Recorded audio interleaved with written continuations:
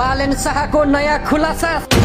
सबै जनतालाई अनुरोध गर्दै भने यस्तो, भावी प्रधानमन्त्री बालेन शाहले सबैजनालाई अनुरोध गर्दै भने हामी केवल सरकार बनाउन होइन, सत्ताको चरित्र नै परिवर्तन गर्न चुनावमा जाँदैछौँ। वर्षौंदेखि दोहोरिँदै आएको झुट, भ्रष्टाचार र स्वार्थको राजनीति अन्त्य गरेर जनताको विश्वास फर्काउने हाम्रो लक्ष्य हो।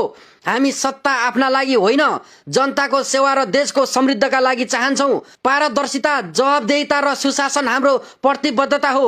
हरेक क्षेत्रमा विकासको गति बढाएर युवालाई अवसर, किसानलाई सम्मान र आम नागरिकलाई सुरक्षित भविष्य दिने हाम्रो संकल्प छ। त्यसैले सबैजनाले रासपालाई मत दिनुस्, साथ दिनुस्। तपाईको साथले नै देशलाई समृद्ध र विकासको उचाइसम्म पुर्याउन सकिन्छ भनेर भावी प्रधानमन्त्री बालेन शाहले भनेका कुराहरू अहिले सञ्जालमा भाइरल भइरहेका छन्। सञ्जाल तात्तिरहेको छ, सञ्जालमा हलचल मच्चिरहेको छ।